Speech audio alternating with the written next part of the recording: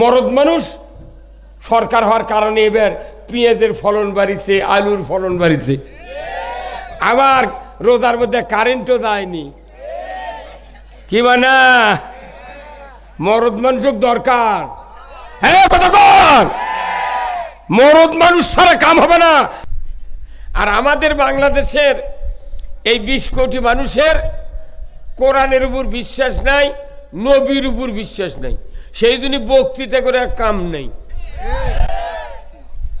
মিশে খালি তুই মার দে, হজ করে উমরা করে ঘুরিচ্ছে, মনে হচ্ছে বেশ তো বোধহয় আল্লাহ কি আগে দিবি। বিশ্বাস নাই তো কোরআনের উপর বাংলাদেশে এখনো কোটি কোটি মানুষের বিশ্বাস নাই। যদি বিশ্বাস থাকতো, কোরআনে বলছে সুদ হারাম, অথচ বাংলাদেশে সুদ চলতেছে, তাও আওয়াজ দেয় হুজুর কথা কন না আপনি। এই মোটা হুজুর একবারও কথা কয়নি। কোরআনের উপর তো বিশ্বাস থাকতো, এদেশে জানা হতো না। কোরআনের উপর বিশ্বাস থাকলে লটারি হতো না, মদ চলতো না, মহিলার বল খেলা হতো না। বিশ্বাস যদি কোরআনের উপর, রসুলের নেতৃত্বের উপর বিশ্বাস না থাকে, কিয়ামত পর্যন্ত বক্তৃতা করে কাজ হবে না। যে বক্তৃতা শুনলে দুনিয়া আখিরাতের মুক্তি এবং শান্তি পাবো, সেই বক্তৃতা আগে বিশ্বাস করতে হবে। এতে কয়েকদিন আগে রোজা বিশ্বাস করছিল, সেই রকম 500 জন রোজাদারের মধ্যে এক কানির দিনের বেলা ইফতার মাহফিল হচ্ছে, একজন লোক যদি রোজাদারের সামনে বিড়ি ধরাতো, 499 জন লোক তার উপর ক্ষিপ্ত হতো। এই বিড়ি ধরাতো কে, কতক্ষণ টাকা? তার মানে এখানে রোজার রাজত্ব চলিচ্ছে, তুমি কেন বিড়ি ধরে আমাকে রাজত্বের ক্ষতি করলে? কথা বলে বিড়ি কোনো মকরু, তাই জন্য কি গরম খালুকে, তাই না?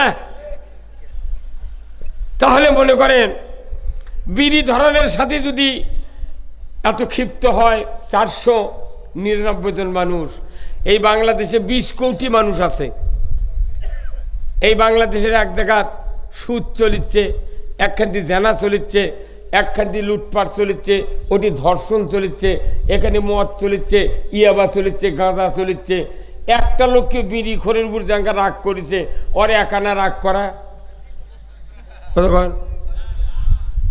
তো রোজার মধ্যে অত খেপা দিকে লাভ কি হলো? ওটা একটা নর্মাল কাজ। বিড়িতে বিড়ি খালি ইমান থাকে না এমন কোনো কথা নেই, কিন্তু সুদ খালি ইমান চলে যায়। মাথার টুপি আছে, দাঁড়িয়ে আছে, হজ আছে, উমরা আছে, নেতাগিরি আছে, কিন্তু সুদের টাকা সিসি লোন খাচ্ছে, কিস্তির টাকা লেছে, ওর বাপেরও ইমান নেই। তারই মধ্যে আমাকে বক্তৃতা করে করছে হুজুর দেখে শুনে খুবেন, আবার কেউ কেউ করছে হুজুর রাজনীতির কথা খুবেন না। কি কোয়া লাগবে? তুই তো ভালো জানিস, তুই আমাকে দাওয়াত দিলি একটু গা। রাজনীতি করে সারা বাংলাদেশ চলিচ্ছে, হুজুরা টেবিলে দুধলি ওরকে মাথা ঘুরে যায়, ইভেন কি কয়। আবার এই 16 বছর পর আবার এগুলো শুনবো, এই কথা কন দেখা। এটা বাংলাদেশের মধ্যে শ্রেষ্ঠ ভদ্র জেলা রাজশাহী, কি? আর পুঁটিয়া হলো ডাবের জন্য বিখ্যাত, তাই না? আবার তাহিরপুর পেঁয়াজের জন্য বিখ্যাত। আপনাকে এটি বিশ্ববিদ্যালয়ের জন্য বিখ্যাত, ভদ্র দিক দিয়ে বিখ্যাত, শিক্ষিতর দিক দিয়ে বিখ্যাত, পেঁয়াজের দিক দিয়ে বিখ্যাত। তারপরে আপনার না আম নাই, চাপাই রাজশাহী ওই দিক তো নামায়। হ্যাঁ, তারপরে এখানে পানের জন্য বিখ্যাত। অন্যান্য জেলার পান ঝাল, কিন্তু রাজশাহীর পান, কিন্তু রাজশাহীর দোকানত পান খাবার দান খালি ছোট ছোট পান দোকানত পাবেন, আর মোট বড় পান বিক্রি করবে। পানের দেশে বড় পান নাই, আর নবীর উম্মতের কাছে ইসলাম নাই। যদি ইসলাম থাকতো, ফিলিস্তিনিতে লক্ষ লক্ষ মানুষকে মেরে ফেলে দেওয়া হচ্ছে, পৃথিবীর একটা মুনাফিক সরকার প্রতিবাদ দিল না। সৌদি আরবের সরকার, মক্কা মদিনা যদি না থাকতো সৌদিতে, মানুষ পায়খানা করবে গেল না, এত বড় জালিম। এই জালিম হাজিকের টাকা লিয়া উন্নতি করছে, তারা খায়াকে পরে বাঁচতেছে, আর একটা বার টু শব্দ করে না ইসরায়েলের বিরুদ্ধে। আজকে বাংলাদেশে আজকে সারাদিন কোটি কোটি মিছিল হয়েছে। আজকে আমরা এই মাহফিল থেকেও প্রতিবাদ দিচ্ছি, আল্লাহ মানুষের সব শক্তি শেষ। কারণ যারা সরকার, এই ইহুদি লালিত সরকারগুলি প্রত্যেকটা মুসলিম কান্ট্রিতে রাষ্ট্র ক্ষমতায় থাকার কারণে আজকে ইসলামের লোক, ইসলাম পদদলিত হচ্ছে। ইসরায়েল মার্কা সব রাষ্ট্রপ্রধান যাই ক্ষমতার যায় তাই খালি গোয়েন্দাগিরি করে। এমনি ভোটের দানের সময় কবি অমুক নেতার চরিত্র ফুলের মতো পবিত্র, নামাজ পড়ে না একক্ত, গাঁজা খায় সাতক্ত। আর ভোট পায় যখন সংসদের দায় খালি ওরাই পেলাবেলি করে। একটা কৃষকের কীটনাশকের দাম কমায় না, সারের দাম কমায় না, ধানের দাম বাড়ায় না, খালি ওরা খালি নিজেই টাকা কামাই করে। আর এই করোনা ছিল, করোনা দিয়ে সরকার ব্যবসা করেছে। ডক্টর ইউনূস এখন 1,80,000 করোনার রোহিঙ্গা করে পাঠিয়ে দিচ্ছে মায়ানমারে। মরদ মানুষ সরকার হওয়ার কারণে এবার পেঁয়াজের ফলন বাড়িছে, আলুর ফলন বাড়িছে। আবার রোজার মধ্যে কারেন্টও যায়নি। কি মানে মরদ মানুষ দরকার, হ্যাঁ কতক্ষণ মরদ মানুষ ছাড়া কাম হবে না। কারণ আল্লাহ ভাগ করে দিছে 2 নারী 1 পুরুষ, ছেলে পাবি 1 বিঘা জমি, মেয়ে পাবি 10 কাঠা। তাহলে বুদ্ধি আসলে ওরকে কম। ছেলে সন্তান দুধ বেশি খায়, মেয়েরা দুধ কম খায়। মেয়ে মানে যদি সরকার হয় টালটি বালটি করে গোয়েন্দাগিরি করে মিশা কথা অক দিয়ে অকাম কুকাম করে নেওয়া যায়। জাঙ্কাই যে কুষ্টিয়ার ইনু হাসিনা একদম মেলা ফাঁসি দিয়ে এলেছে, অথচ মেম্বরের দাওয়ার 4টা ভোটও পাবে না। হ্যাঁ কথা কোন টাকা এখন একটু ঝুলুচ্ছ গা, পলক আবার হাত দেঙ্গে করছে, জোর হাত বলছে বঙ্গবন্ধু শিখেছে লড়াই করে বাঁচতে হবে, লড়াই করে দুর্নীতি করতে হবে। এইগুলি অপকর্মের কথা এই জন্য আমি বললাম, রোগীর আগে রোগ চিহ্নিত করা লাগবে, তারপরে চিকিৎসা দেওয়া লাগবে। আমার দেশে নামাজ নাই, আমার দেশে পর্দা নাই, আমার দেশে সুদ হারাম নাই, আমার দেশে চুরি বন্ধ নাই, আমার দেশে মদ বন্ধ নাই, হারাম কাজ অহরহ হচ্ছে, আল্লাহর বান্দাদের কোনো নিরাপত্তা নাই। তাহলে এইগুলি কি বেধি না? তো এই বিধির চিকিৎসা কি কোরআনে নাই? তাহলে কতবার সরকার সংসদত গেল, কেউ করল না গা, আবার ভোটের দাঁড়াবে চাষ। কারণ কি কারণে? বাংলাদেশে কোনো ভোট লাগবে না, এমনি নির্দলীয় একটা হুট করে একটা মানুষ বসে চালা। নির্বাচিত সরকার গেলেই আমাদের উপর মামলা হবে। দেন লাইন দেন, হ্যাঁ মার হওয়া আলহামদুলিল্লাহ, এগুলা হবেই বুঝছেন। এই লাইফে দেখিচ্ছে তোরা, ওরা জানে সবচেয়ে দুর্নীতির রাস্তা হলো এই কারেন্টের লাইন। এত ক্ষতিগ্রস্ত হচ্ছে মানুষ। ওখানে দিচ্ছে আগে ভোল্টেজটা একবার ইয়ে করে নর্মাল করে নিন। দেন খুব তাড়াতাড়ি দেন ভাই, এত রাত্রে বক্তা দেয়, 9টা সে দিবে, এলা কি একটা কথা হলো, অনেক দেরি, মানুষ বোঝে না। আলহামদুলিল্লাহ, আমি রসুলের নেতৃত্বের কথা বলতে গিয়ে অনেক দূরে চলে গেছি। রসুলের নেতৃত্ব মানা ছাড়া দুনিয়াতে শান্তি নাই, আখিরাতে মুক্তি নাই। কারণ কোরআন হাদিস আমরা পড়ে যা দেখেছি, 2টা বিষয় আমাদেরকে মানতে হবে। একটা হলো আল্লাহর আনুগত্য, রসুলের নেতৃত্ব। যে ইবাদতের সাথে আল্লাহর আনুগত্য নাই, যে ইবাদতের সাথে রসুলের নেতৃত্ব মানার চিন্তা নাই, এটা ভুয়া ইবাদত। এটা কি ইবাদত? ভুয়া। ওই যে ছাত্ররা স্লোগান দিছিল ভুয়া, কতক্ষণ কোরআন হাদিসের সাপোর্ট নাই, এই ইবাদত ভুয়া ইবাদত। এই বাংলাদেশে ইসলাম বাদ দিয়া কোরআন বাদ দিয়ে আমরা ভুয়া ইবাদত করতেছি। আমি সঠিক কথা কোরআন থেকে বলতে চাই, শুনতে রাজি আছেন? কারা কারা দুহাত তুলে আল্লাহকে দেখান। লিল্লাহে তাকবীর, নারায়ে তাকবীর, আল কোরআনের আলো। সংসদে দল আপনি কি করেন? লেখাপড়া আছে? পাগল কুটি এক্ষুনি কোনো 10 বছর কোরআন দেয়া নবী দেশ 12.5 লক্ষ বর্গ মাইল নবী কোরআন দিয়ে দেশ চালালো, তাহলে এটা সংসদের কিতাব কথা ঠিক কিনা? তাই কি আপনি ঘরোত্থান মানে কি? ঘরত কোরআন তুলে এইভাবেই মরে যাবো আমরা। কোরআন নিয়ে যেতে হবে সংসদে।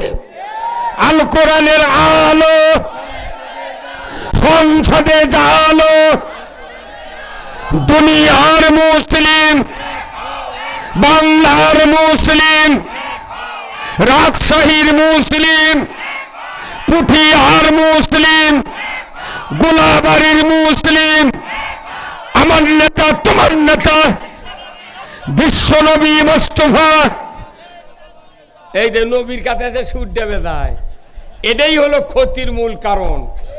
আপনি যতই ধান তোলেন বস্তাত, যদি বস্তা কানা হয়, ধান তোলা না তোলা সমান।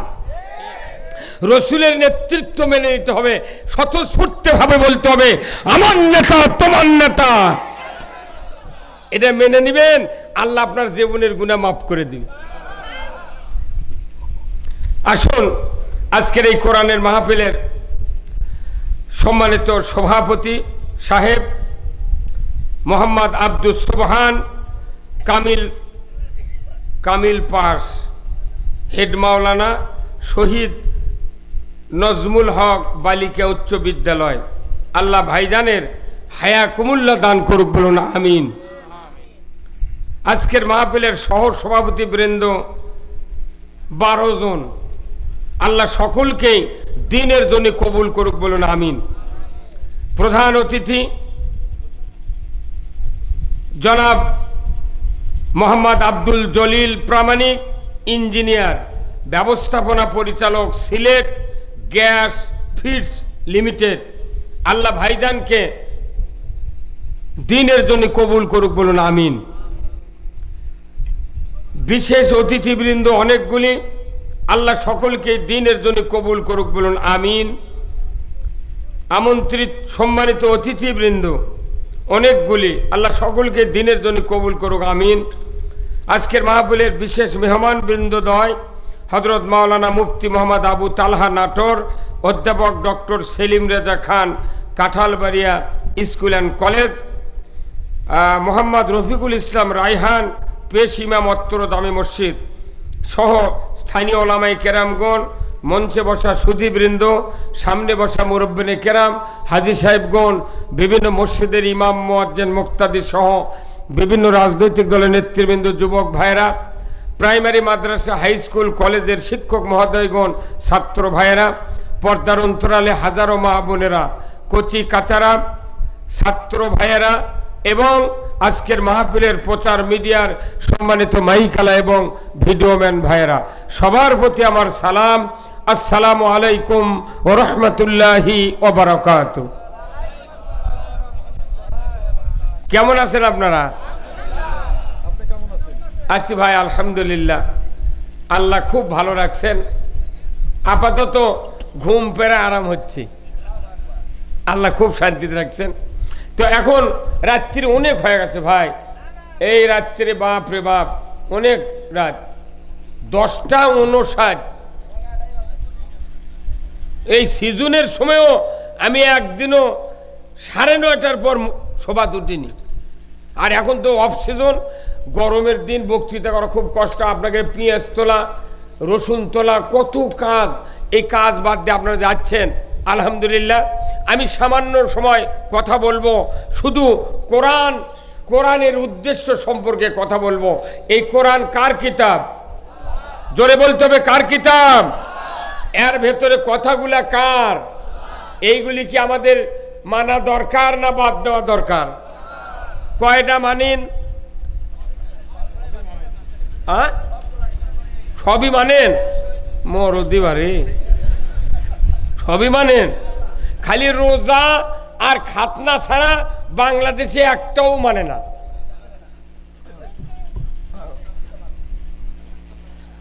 রোজার ভিতরে ইফতার করলেন একসাথে, নামাজ পড়তে হবে একসাথে, সুদ বাদ দিতে হবে একসাথে, কত কোন টাকা। তাহলে আমাদের দেশে সব অন্যায় চলিচ্ছে, তাও করছেন যে সব মানি। বিয়া বাংলাদেশে সব মানুষের বিয়ে আগেকার ব্রিটিশের বিয়ে ছাড়া, মুরব্বী যারা বিয়ে করছে এই লোকগুলি ছাড়া শতকরা 3 জন মানুষের বিয়ে হচ্ছে হালাল, আর মোট বিয়ে হচ্ছে ভুয়া। যে মোল্লা বিয়ে পড়াছে ই প্রথমেই কছে এত টাকা নগদ বাকি 12 আনা, চাইবে মাত্র দিতে বাধ্য থাকবে। এই অঙ্গীকারে তোমাকে শাদী করতে আসিয়াছে, তুমি তাকে স্বামিত্বে কবুল করো, তুমি তাকে স্ত্রীত্বে কবুল করো। কিন্তু মরিচ্ছে তাও মরণা শোধ করেনি। বিয়ের ফরজ কয়টা কোন তো? এটা আঙ্গুল দেখেন কয়টা? বিবাহের ফরজ কয়টা? 2টা। 1 নম্বর হলো মোহরানা পরিশোধ, 2 নম্বর হলো ইজাব কবুল। আমাদের দেশে খালি কবুল আলহামদুলিল্লাহ নগদ হচ্ছে, মোট বাকি। তাহলে বিয়েও বাকি, তাহলে সব যদি বাকি থাকে এই অবস্থায় জান্নাতে যাওয়া যাবে না। তাহলে আমাদেরকে জান্নাতে যাওয়ার পথ কোরআনে আছে না নাই? তাহলে সেই পথের কথা আমি বলবো। সূরা ফাতিহার ভেতরে একটা আয়াত আছে, ইহদিনাস সিরাতাল, কার কথা? এর অর্থ কি? হে আল্লাহ, তুমি আমাকে সরল সঠিক সিধা পথে পরিচালিত করো। সরল পথ, সিধা পথ, সঠিক পথ কার পথ? আমি যখন আল্লাহর পথে চলবো তাহলে সোজা পথে চললাম, সঠিক পথে চললাম, সিধা পথে চললাম। আল্লাহর পথ বাদ দিয়ে যখন মানুষের পথে চললাম, এটা সিধা হতে পারে না, সঠিক হতে পারে না, এটা সোজা হতে পারে না। পথ হবে কার? আমার ভাইয়েরা,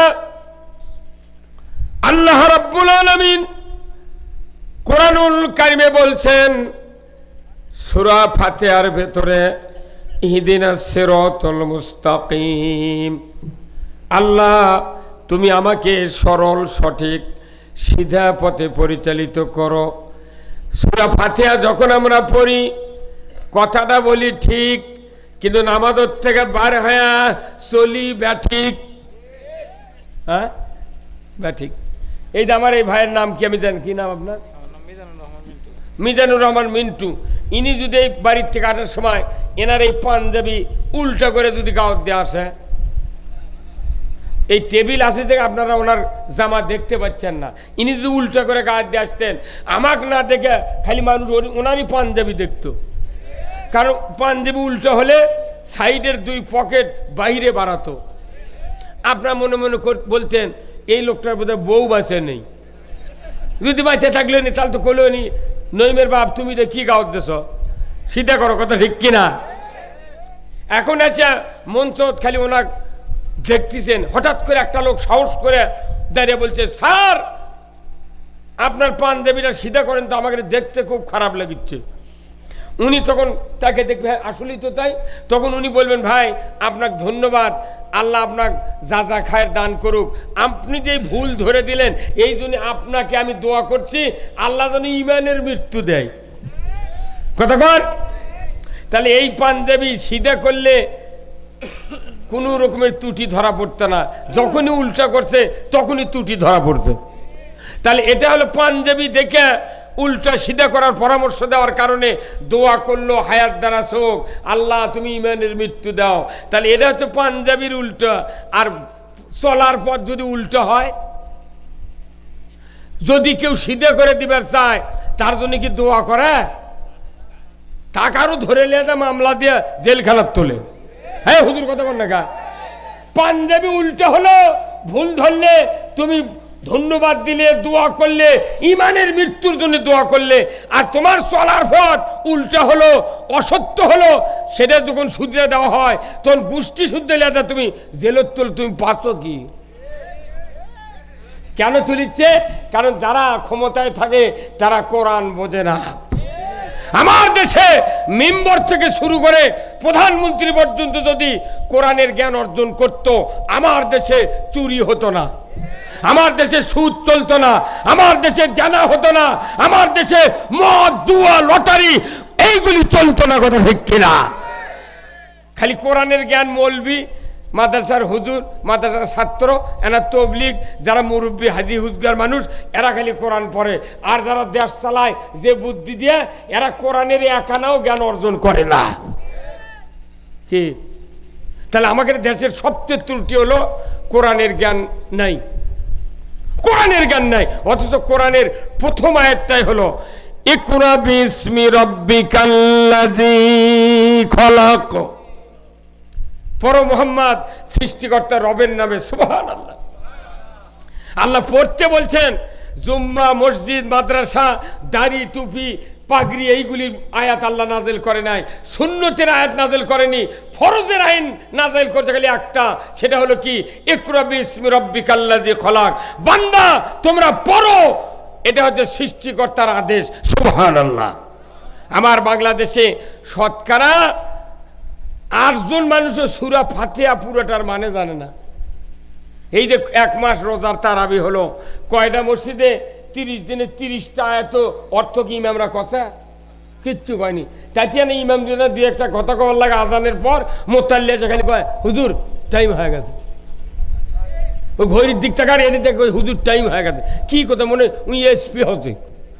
অত ওই মসজিদের মোতাল্লিক দোয়া কুনুত ধরলে ওই 400 বিষয় লেটার লিয়া ফেল ডিভিশনে 1st ক্লাস।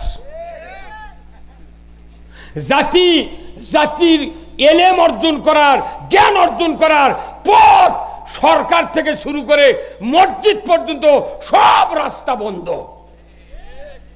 মসজিদের ইমাম আরবি বলে, কিন্তু বাংলা বলে না। বাংলা না বলার কারণে মসজিদের ইমামগুলো হচ্ছে মোত্তাকি, পরহেজগার। আর আমরা বক্তৃতা করতে আরবির বাংলা করি, এখন আমাকে করছে রাজাকার আর জঙ্গি। আমার ভাইয়েরা, আল্লাহর নবী এই আয়াতকে হাদিস দিয়া তো শক্তিশালী করেছেন। আল্লাহর নবী বলেছেন তলাবুল ইলমি ফারিদাতুন আলা কুল্লি মুসলিমিন ওয়া মুসলিমাত। প্রত্যেক নর নারীর উপর কোরআনের জ্ঞান অর্জন করা ফরজ। প্রত্যেক ইমানদার নর নারীর উপর কোরআনের জ্ঞান অর্জন করা ফরজ। 70 বছরের নামাজ পড়ে কোরআনের জ্ঞান নেই। কি আমাদের দেশের একটা উপদেষ্টা, এক জানাজার দান আছে বুঝছেন, এই দেশের এই এখন সে উপদেষ্টা আছে, নাম বলবো না। তাই জানাজার হাত বান্ধিছে এই বাঁ হাত উপরে। যারা ভিডিও ভাই বোধহয় দেখিছে, কাল্লা ধোকাচ্ছে, মরদ আছে রে। আমি তো মরেই গেছি সেই দিন। মরে হাই সব বোনাচ্ছে, যাক উপদেষ্টা বানাচ্ছে তাই বাঁ হাত উপরে দিছে। যে লোকটা নামাজের তাকবীরে তাহরিমা বাঁধতে পারে না, এই অজ্ঞ মূর্খ লোককে জাতির উপদেষ্টার থেকে এখনই বাদ দেওয়া দরকার।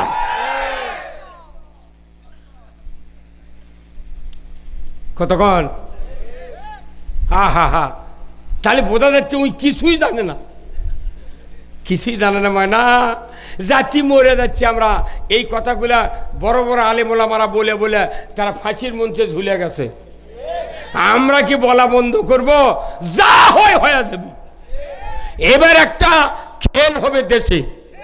হ্যাঁ কতক্ষণ লেখা আমরা সব দেখেছি, একটাবার ইসলাম দেখতে চাই। আপনি কি নিয়ে আল্লাহর দরবারে যাবেন? আল্লাহ কবরের ভেতর আপনাকে টেস্ট করবে যে অমা দিনুকা, তোমার জীবন ব্যবস্থা কি ছিল বলো। আমাদের জীবন ব্যবস্থা কি? ওই যে কেউ জানে না। ইমানদার নয়, মানুষের জীবন ব্যবস্থা হলো ইসলাম। জীবন ব্যবস্থা কি? ইসলাম। এই ইসলাম মানার জন্য কারোর কাছে ধার করা লাগবে না, সব কোরআনে আল্লাহ দিয়েছেন। যেরকম আল্লাহু আকবার। আমার ভাইয়েরা, কোরআনের 1 নম্বর আয়াত ইকরা বিসমি রাব্বিকাল্লাযী খলাক। আর কোরআনের সর্বশেষ আয়াত যার পরে আর কোরআনের কোনো আয়াত পৃথিবীতে আসে নাই। জিবরাইল রাসূলের কাছে কোনো কোরআনের আয়াত ওহী আসে নাই। সেই আয়াতটা হলো আল-ইয়াউমা আকমালতু লাকুম দীনাকুম ওয়া আতমামতু আলাইকুম নি'মাতি ওয়া রাদিতু লাকুমুল ইসলামা দীনা। এরপর আর কোনো আয়াত না, এটা বিদায় হজে মসজিদে নববীর সামনে আরাফাতের ময়দানে আয়াত নাযিল হয়েছে। আল্লাহ বললেন, জিবরাইল যাও, ১৬ লক্ষ সাহাবী দাঁড়িয়ে আছে আমার হাবিবের সামনে, শেষ ভাষণ দিচ্ছেন। এরপর রাসূল আর ভাষণ দিতে পারবেন না। এই ভাষণের মাধ্যমে জাতির কল্যাণ সর্বশেষ সমাধান হবে। এই সমাধানের সময় আমি একটা আয়াত বক্তব্য জিবরাইলের মারফতে রাসূলকে জানিয়ে দেব। আল্লাহ জিবরাইলকে বললেন, যাও জিবরাইল, আয়াতটা নিয়ে যাও। আয়াতের অর্থ হলো, আজ হতে আমি আল্লাহ ইসলামকে পরিপূর্ণ করে দিলাম। মানুষের জন্য ব্যক্তিগত জীবন, পারিবারিক জীবন, সামাজিক জীবন, রাষ্ট্র জীবন, যুদ্ধের জীবন, বিচারের জীবন, আপনার নামাজ, রোজা, হজ, যাকাত, ব্যবসা বাণিজ্য, বিবাহ শাদী, লেনদেন, চলাফেরা, মানুষের জীবন চলার জন্য যা প্রয়োজন একটু কারো কাছ থেকে ধার করতে হবে না, সব কোরআনে আছে। আল্লাহু আকবার। কোরআনে যদি না থাকতো তাহলে না বাবা চাচার দাদার আইন ধার করা লাগতো কে ভাই, কথা ঠিক? কোরআনে সব আছে। আচ্ছা, কোরআনে নামাজ কায়েম করা লাগবে, এটা কারা কারা শুনেছেন হাত তোলেন তো, নামান হাত। আচ্ছা, শোনেননি নামাজের কথা, তাই আনা হাত তোলেন তো। আর নামাজের কথা শোনেননি? ও হেড হেড। আমার ভাইয়েরা বলুন তো, নামাজের কথা আমরা সবাই শুনলাম, কিন্তু নামাজ কি বাংলাদেশের দশক থেকে বৃদ্ধ সুস্থ পর্যন্ত সকল ইমানদার কি জামাতের সহিত নামাজ আদায় করি? আপনার আমার বেটা ভাস্তা যারা আছে 12 থেকে 22 বছর পর্যন্ত, তারা কি সবাই নামাজ কায়েম করে? বুড়ারা কি নামাজ কায়েম করে? তাহলে দেখা যাচ্ছে নামাজ হলো আল্লাহর হুকুম, আকিমুস সালাত ওয়া আতুজ যাকাত ওয়ারকাউ মার রাকিন। নামাজ কায়েম করো, যাকাত আদায় করো, রুকুকারীদের সাথে রুকু করো। কার কথা? তাহলে বাংলাদেশে নামাজ কায়েম নাই। বলুন তো, বাংলাদেশে নামাজি বেশি না বেনামাজি বেশি? তিলে বক্তৃতা কোনটি গেল? বাংলাদেশে 5,12,000 মসজিদ, ইমাম হলো 5,12,000, মুয়াজ্জিন 5,12,000। তাহলে 5 5 10, 12 12 24, তাহলে 10,24,000 খালি ইমাম মুয়াজ্জিন। এর কি আবার বউ আছে? কোন কোন ইমামের 2টা 3টা বউ আছে। হ্যাঁ, আছে না নাই? বাংলাদেশে 1 লক্ষ বক্তা আছে, 1 লাখ বক্তা, 1 লাখ বক্তা আর 15 কোটি শ্রোতা আছে এ বাংলাদেশে। 1 লাখ বক্তা, 15 কোটি শ্রোতা। এরপরে 20,000 পীর আছে, কাদরিয়া, চিশতিয়া, নকশবন্দিয়া, মোজাদ্দেদি, আহমদিয়া, 8 রশি, জাকের পাটি, চরমোনাই, তারপর বিভিন্ন তরিকা দিয়া 20,000 পীর আছে, 3 কোটি জাকের আছে। বাংলাদেশে 25,11,974 জন হাজিয়ার হাজার নিয়ে আছে। বাংলাদেশে 90,000 মাদ্রাসা আছে, কওমিয়া, আলিয়া, হাফিজিয়া, ফুরকানিয়া, মহিলা, নুরানিয়া। 90,000 মাদ্রাসার 8,20,000 শিক্ষক শিক্ষিকা। এই 8 লাখ হচ্ছে শিক্ষক, তাদের বউ আছে, 20,000 শিক্ষিকার স্বামী আছে। কতক্ষণ? তবলিগের লোক আছে 2 কোটি 4 লাখ। তাহলে এতগুলা লোক খালি ধর্মের পক্ষে, তারপরে দেখা যায় নামাজের তুলনায় বেনামাজি খালি বেশি। মসজিদের ইমামের বেটা বেনামাজি, মুয়াজ্জিনের বেটা বেনামাজি ডবল, মোতাল্লির বেটা ট্রিপল বেনামাজি, হাজির বেটা অজুই জানে না। হ্যাঁ, তাহলে কি হচ্ছে আমার কোন? এইভাবে যদি থাকি, দেখে শুনে হেলাহেলি করে একটা সংসার যদি ফকির হয়ে যান, তাহলে আপনার সবার ওই 4 জন সদস্য যে বাড়ির থাকে 4 জনেরই পরবর্তী জীবনে কষ্ট হবে। কথা ঠিক কিনা? আমরা খালি দেখতেছি সব অকম ককম হচ্ছে জানি, কিন্তু কেউ কারু চেষ্টা করছি না। তো এইভাবে থাকবি নাকি? তাহলে আর কিছু একটা উত্তরণ হওয়া লাগবে তো ভাই। তাহলে সেই চিকিৎসা কোথায় আছে? কি মানতে রাজি আছেন তো? আর এগুলো কথা না বললে আপনার ব্রেন ধাক্কা হবে না তো। আমার ভাইয়েরা, বহু বক্তৃতা বাংলাদেশে হলো, নামাজি কায়েম হয় নাই। মসজিদে জুতা চুরি হয়, 2 লক্ষ পুলিশ, এই কি হবে না হুজুর, 2 লাখ পুলিশ, 2,30,000 সেনাবাহিনী, বিজিবি আছে, বিডিআর আছে, কত প্রশাসনিক কর্মকর্তা আছে, কত নেতা আছে, টিওনো আছে, সচিব আছে। তারপরে বাংলাদেশে 54 বছর হচ্ছে জুতা নিয়ে মসজিদে ঢুকে লাগে, আবার জুতার সামনে তুই নামাজ পড়ে। কোনো মুসল্লি চোখ মুজে নামাজ পড়ে, সেজদার থেকে উঠে চোখ মেলে আবার দেখে জুতা আছে নাকি। তাহলে কোনো কাজে বাংলাদেশে নাই। আর এই চাচা করছে মুটিমানি। ভাইরা আমার, নামাজ যদি কায়েম করতে চান, আপনি বাবা পারবেন না, তবলিগ পারবে না, জামাত পারবে না, বিএনপি, আওয়ামী লীগ, জাতীয় পার্টি, জাসদ কেউ পারবে না, মসজিদের ইমাম পারবে না, মুয়াজ্জিন পারবে না, কোনো পীর পারবে না। বক্তৃতা করে নামাজ কায়েম হবে না। নামাজ কায়েম কে করবে? কার দায়িত্ব? আল্লাহ বক্তৃতা দিয়েছেন। আল্লাহর বক্তব্য বেশি দামি না, আমাদের বক্তৃতা বেশি দামি। আল্লাহর বক্তৃতা দামি, এই কথা যখন বাংলাদেশে বলা হয় তখনই তো ফাঁসি দেয়। হ্যাঁ, বোঝে না, কোরআন বোঝে না। আল্লাহ রাব্বুল আলামিন সূরা আল হজ 41 নম্বর আয়াতে বলেছেন, আল্লাযীনা ইম্মাক্কান্নাহুম ফিল আরদ আকামুস সালাতা ওয়া আতাউজ যাকাতা ওয়া আমারু বিল মারুফ ওয়া নাহু আনিল মুনকার ওয়া লিল্লাহি আকিবাতুল উমুর। জোরে কন্না মারহাবা। আমার আল্লাহ বলছেন, মুসলমান, যদি তুমি কোনো ভূখণ্ডের প্রধানমন্ত্রী হও, রাষ্ট্রপতি হও, সরকার হও, প্রেসিডেন্ট হও, ক্ষমতায় যাও, 4টা দফা চালু করবে। 1 নাম্বার দফা নামাজ কায়েম করবে, 2 নাম্বার যাকাত আদায় করবে, 3 নাম্বার ন্যায়ের আদেশ করবে, 4র্থ নাম্বার অন্যায়ের বারণ করবে। এই 4টা দফা দুনিয়ার কোনো সরকার যদি চালু করে, এটা কেন চালু করবে? আমার আল্লাহ বলে দিয়েছেন, ওয়ালিল্লাহি আকিবাতুল উমুর। আমার আল্লাহর পক্ষ থেকে সরকারের উপর একটা বড় ধরনের আদেশ দেওয়া হইল। সরকার আদেশ দিল। সরকারের উপর আদেশ দিল কে? তো নামাজ কায়েম করি সরকার, অথচ মুয়াজ্জিন আযান দেওয়া হচ্ছে না, ইমামরা বক্তৃতা হচ্ছে না, বক্তারা বক্তৃতা হচ্ছে না। বক্তা বক্তৃতা দিতে দিতে মরে যাচ্ছে, বক্তার বেটায় নামাজ পড়ে না। তা নামাজ কায়েম করে সরকার আইন করতে হবে। কার আইন? কার আইন?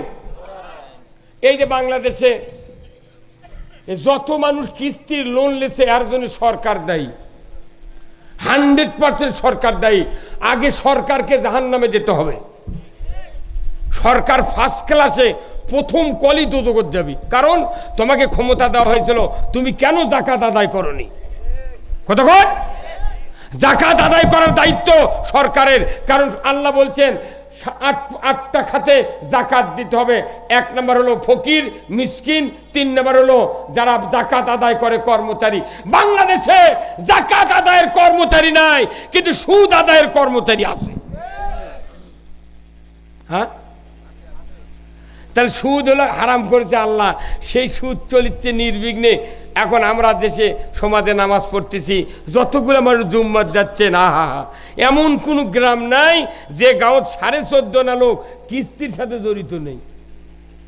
আর এসে ওই মাদ্রাসার সভাপতি আছে, মসজিদের মোতাল্লি হতে ধুইয়া খাতর মোতাল্লিগিরি কি মুরব্বী কথা কর না গা তো কইলেন না কে এতদিন এগুলা কথা আমাকে কলেন গা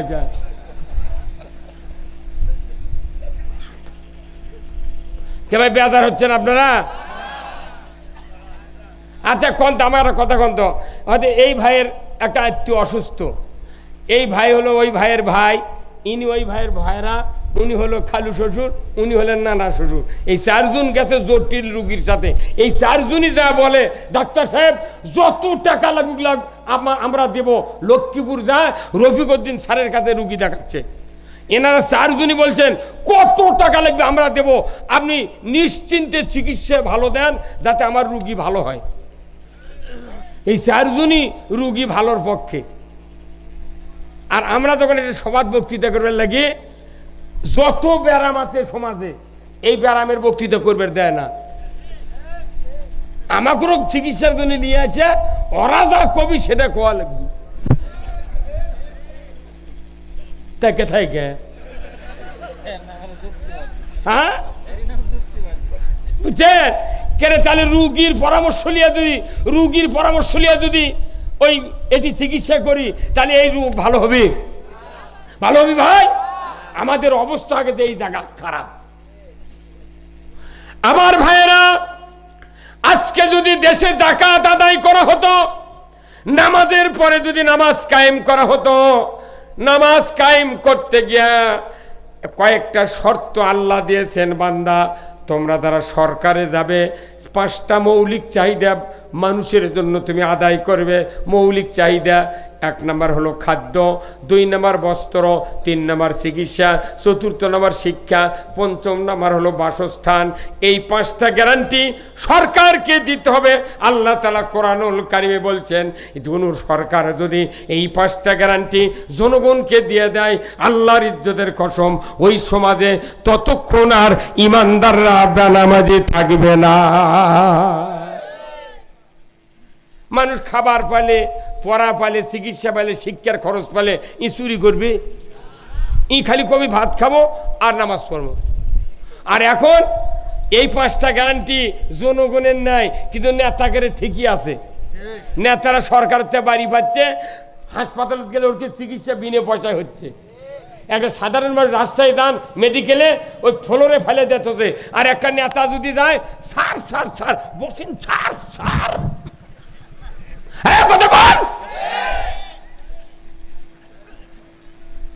একটা ওসির বাড়ির চুরি হয় না একটা চেয়ারম্যানের বাড়ির চুরি হয় না একটা ডিসির বাড়ির চুরি হয় না অথচ সাধারণ মানুষ গরু চুরি হচ্ছে সাধারণ মানুষের মসজিদে স্যান্ডেল চুরি হচ্ছে হুন্ডা চুরি হচ্ছে কিন্তু কোনো বিচার হয় না তাহলে বোঝা যায় আইন শুধু গরিবের উপর নির্যাতন হচ্ছে গরিব আর যারা বড় বড় পোস্টে আছে ওরকে খালি সুখ আর সুখ ডিসি সাহেবের হুন্ডা যদি এটি রাত্রে ফেলে দিয়ে যায় মশাই পড়বে না চুরি করো তো দূরের কথা আর আমার হুন্ডা ওটি থুলে ওটি থেকে পশ্চিম দিক হব পূর্ব দিক হয় দিকে হুন্ডা নাই এমনও সময় গেছে এই বাংলাদেশে স্বাধীনের পর আমি দেখেছি কোন ইউনিয়ন চেয়ারম্যান এমন বদমাইশ ছিল তারা চোর যদি স্যান্টাপ করে পুলিশ ওই 3 দিনের মধ্যে আবার বাইর করে নিয়ে আসে মানে চেয়ারম্যান চোরক জামিন দিয়ে বাইর করে নিয়ে আসছে কারণ কি ওর ওই চেয়ার টেকানোর জন্য আজকে আমাদের দুরবস্থা এইগুলি দুরবস্থা আজকে যাকাত থাকতো আমার দেশে একটা গরিব কিস্তির টাকা নিতাম না যাকাত নাই হাই সব কোটি কোটি টাকা দুর্নীতি হয়ে গেল আর তাও করতে বাংলাদেশ গরিব দেশ কেন গরিব দেশ জনগণের কল্যাণের আইন বাংলাদেশে নাই আমার ভাইয়েরা রমজানের রোজা গেল ফেতরা আসলো কুরবানি আছে চামড়ার টাকা আছে এরপরে ধান হয় পেঁয়াজ হয় রসুন হয় 100 মণ পেঁয়াজ পালে আপনাকে 5 মণ ওসর দিতে হবে 100 মণ রসুন পালে 5 মণ ওসর দিতে হবে 100 মণ ধান পালে 5 মণ ধান ইরির ধান ওসর দিতে হবে আপনাকে এই ওসরগুলি যদি চারটা, এই চারটে বিষয় হলো গরিবের পুনর্বাসনের খাত, 1 নাম্বার জাকাত, 2 নাম্বার ওসর, 3 নাম্বার ফেতরা, 4 নম্বর চামড়া। জোরে বলুন ঠিক কিনা? কিন্তু জাকাত সরকার আদায় করে না। এইবার যদি জাকাত 1000 কোটি টাকা যদি জাকাত আদায় হতো এইবারে সরকারের মাধ্যমে, তাহলে কমপক্ষে 1 কোটি মানুষকে 1 লক্ষ করে টাকা পুনর্বাসিত করা যেত। আর 1 লাখ টাকা দিয়ে একটা গরিব মানুষ পাত, উই কি আর কিস্তির টাকা নিল হইনে? আবার ফেতরা যে দিচ্ছেন, যারা ফেতরা দিচ্ছে এমনও লোক 2 টাকা দিচ্ছে গরিব মানুষ ফেতরা, 110 টাকা 2 টাকা দিচ্ছে। এই ফেতরার গরিব মানুষ 5 পাক দিচ্ছে ওর বাড়ির, 6 বারের বার এসে কথা তোর ফেতরা তুই খা। কোনো সিস্টেম নেই বাংলাদেশে, খালি নেতাকে ছাড়া এই দেশত কোনো ভাগ্যের পরিবর্তন নাই। নেতার ব্যবসায়ীর পক্ষে এই দেশে আইন কায়েম করা আছে। আর গরিব যত দুর্বল হবে ওরকে সিয়ের ক্ষমতা তত থাকবে। ভোট আপনারা দেন, এই যে যারা প্রাইমারি শিক্ষক, টিওনো, পুলিশ, তার বিডিআর, বিজিএফ, সচিব, যারা নির্বাচন কমিশনের সাথে জড়িত, এরা কেউ সরকারের ভোট দেয় না। ভোট দেয় বাগুনওয়ালা, পেঁয়াজওয়ালা, আলুওয়ালা, তারপর ধানওয়ালা, হাঁসওয়ালা, গরুওয়ালা, লসিমুনালা, করিমুনালা, ভটভটিওয়ালা, এরা দেয় ভোট। ওরা সংসদে যায়, ওর কেন বেতন বাড়ায়? কোথায় মুসলমান? কোরআনে কি এই কথাগুলো নাই? আমরা এই কথা বললি তখন এরা রাজনীতি করছে। আমার ভাইরা, এই ভাই খেলা কোন ভাই ভলিউম দাও তো ভাই। ফার্স্টে ভালি আছিল, ভলিউম কমে গেছে। আমার ভাইরা, আমি আপনাদেরকে বলতে চাই, জাকাত যদি চালু হয় বাংলাদেশে নামাজ কায়েম হবে। জাকাত যেহেতু চালু নাই, বাংলাদেশে বক্তৃতা দেয়া নামাজ কায়েম হবে না। তাহলে বলুন তো, বাংলাদেশে চুরি বন্ধ যদি করতে চান জাকাত চালু করতে হবে, তাহলে চুরি বন্ধ হয়ে যাবে। আবার যদি কেউ চুরি করে, আল্লাহ তাআলা বলেছেন ওয়াসারিকু ওয়াসারিকাতু ফাক্তাউ আইদিয়াহুমা, চোর আর চোরনি যদি ধরা পড়ে 5টা গ্যারান্টির পর হাত কেটে দাও। একটা চোরের হাত বাইতুল মুকাররমের উত্তর গেটে কেটে দেওয়ার দৃশ্য ডিশের লাইনে যদি দেখানো হতো, বিটিভি, এনটিভি, এসএটিভি, 21, 24, 71, 75, 76 যুগান্তর চ্যানেলে যদি দেখানো হতো, মসজিদে নয় গরু চুরি, হুন্ডা চুরি তো দূরের কথা, মসজিদে একজোড়া স্যান্ডেল চুরি হতো না। চুরি বন্ধের কি সুন্দর, 5 মিনিটে চুরি বন্ধ হবে, কত ঘন্টা। সেই চুরি বন্ধ না করা আমাকে বলছে, হুজুর একটু চুরি হচ্ছে, বক্তৃতা করেন, কি চুরি করবেন না। মসজিদের ইমাম করছে চুরি করবেন না, ওই চোরও জুম্মাত বসে থাকে। ওই তখন কয় সুযোগ পালে হুজুরের বাড়িও ছাড়ব না। মানুষ তো চায় শান্তি, কথা ঠিক কিনা? আইন যদি কায়েম না হয় বক্তৃতা দিয়ে শান্তি হয় না। ওই জন্যই আইন না থাকার কারণে কোরআনের বক্তা করুক জেলত তুলে বছরের পর বছর আটকে রেখেছিল, কথা ঠিক কিনা? আমরা মনে করেছি এইভাবেই চললে বোধহয় জান্নাত হয় তুমি, দুনিয়া অত সহজ নয়। আল্লাহর আইন আমাদেরকে মানতে হবে। আল্লাহর আইন ছাড়া পৃথিবীতে শান্তি হবে না, আখিরাতেও মুক্তি হবে না। আমরা পৃথিবীতে সোয়াব কামাইয়ের জন্য আসি নাই, আমরা এসেছি আল্লাহর আইন মানার জন্য। আপনাকে আল্লাহর আইন মানবেন? আচ্ছা বলুন তো, অনেক মানুষ কয় এটা করলে এত সোয়াব, ওটা করলে এত সোয়াব। আচ্ছা আমি এখনো কোরআন হাদিসে পাইনি যে কত কোটি সোয়াব হলে আল্লাহ জান্নাত দিবি, এমন কোন সোয়াবের কথা এখনো কোরআন হাদিসে পাইনি। বরং আল্লাহ বলেছেন আমার আইন মানো। আচ্ছা বলেন তো, কারো যদি দাঁড়িয়ে ওঠে, এর আবার আল্লাহর কাছে কি দোয়া করা লাগে, আল্লাহ তুই মুজগুলা না তুলে দে? কেউ দোয়া করবে? যদি কেউ দোয়া করে পাগল হয়, তাহলে আল্লাহ জিবরাইল কবি ওই বান্দাক যায়, কত ওর বাড়িতে কি আয়না নাই, সুকেশ নাই, ওই না মুখটা দেখুক তো, দাঁড়িয়ে তো বেচারা উঠিতে দেখতেই পাচ্ছে, হাত দিয়ে মুখ উঠিতে না দেখুক। তা আপনি আল্লাহর আইন মানলে আপনার জীবনের সব গুনাহ কে মাফ করবে? আমি আল্লাহর আইন যতক্ষণ না মানবো ততক্ষণ জীবনের গুনাহ আল্লাহ মাফ করতে পারবেন না, কারণ আল্লাহর আনুগত্য করতে হবে আমাদের। এখন এই আল্লাহর আনুগত্য করার কথা যখনই বলেছি তখন এর থেকে দুটো হুজুর চলে গেল। এই দেখতে বটি বলছে না দুটো হুজুর, এই দুইজন কোনো মসজিদের ইমাম, এরা বসে চিন্তা করলো কে হুজুর খালি কুড়াল দিয়ে চোটাচ্ছে, কারণ কি? ওরই হয়তো মোতালির কাছে বসে আছে, ওই কথাও কয়নি, ওই জন্যে চাকরি চলে যায়। কিন্তু আমার চেয়ে কঠিন বক্তব্য ওই হুজুর জুম্মাত খুতবা দিয়েছে, আমার চেয়ে কঠিন বক্তব্য আরবি দিয়ে কি বলেছেন উনি, খুতবা সানি খুতবা উনি বলেছেন, ওয়াসুলতানু জিল্লুল্লাহি ফিল আরদি মান আহানা সুলতানাল্লাহি ফিল আরদি আহানাহুল্লাহ। আমার আল্লাহর নবী বলেছেন, ন্যায়পরায়ণ শাসক আল্লাহর ছায়া সদৃশ্য, যে বা যাহারা ন্যায়পরায়ণ শাসক কায়েমের বিরোধিতা করলো সে যেন আল্লাহর বিরোধিতা করলো। বলুন তো আজকে বাংলাদেশে যতগুলো ইমানদার আছি, মসজিদে যারা নামাজ পড়ি, নামাজ পড়ার পর যদি আল্লাহর আইন কায়েমের বিরোধিতা করি, আল্লাহর রাজত্ব কায়েমের বিরোধিতা করি, আমার নবী বলেছেন সে যেন আল্লাহর বিরোধিতা করলো। তাহলে উমরা করে হজ করে নামাজ পড়ে যে আল্লাহর আইন কায়েমের বিরোধিতা করি, তাহলে আমাকে বিরোধিতা কে করবে? তাহলে কবুল হবে ওগুলো ভাই? তাহলে সবচেয়ে জরুরি হলো আল্লাহর রাজত্ব কায়েম করা। আর আল্লাহর রাজত্ব কায়েম না হলে নামাজ কায়েম হবে না, যাকাত আদায় হবে না, ন্যায়ের আদেশ হবে না, অন্যায়ের বারণ করা সম্ভব নয়। কথা ঠিক কিনা? এটা হচ্ছে বক্তৃতা, এটাই হলো কোরআনের মূল বক্তব্য। সরকার যদি ইসলামের হয় আপনার ইবাদত 100% করতে পারবেন সমাজে। সরকার যদি অনিসলামী হয় আপনার ইবাদত করার কোনো সুযোগ থাকবে না। সুদ হারাম করবে কে? তাহলে সংসদ যদি হারাম বিল পাস না করে সুদ চলতেই থাকবে। চুরি যদি বন্ধ না করে সংসদ, আমাকে দেশে চুরি হতেই, তাহলে কি হচ্ছে আমার কোন? এখন বক্তৃতার তো কোনো প্ল্যাটফর্ম আর নাই। আল্লাহর আইন ছাড়া এই বাংলাদেশে আর বাঁচার কোনো উপায় নাই। আমার ভাইরা, কেন আল্লাহর আইন মানব, কেন ইসলাম মানব?